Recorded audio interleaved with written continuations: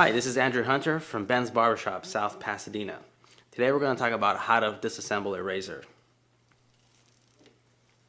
This is a magic razor. This is an injector style razor that holds a blade inside that's removable.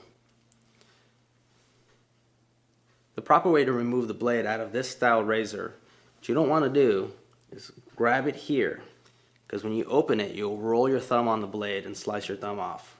The proper way to hold it is hold it like so, grab the tang, open it carefully, grab this side of the tang, open it like this so you can get ready to palm it for shaving. Then what you do is you grab this piece here, you slide it like so, you carefully remove the blade. Close it, rinse it off, clean it, and put it away. This is Andrew Hunter. This is how you disassemble a razor.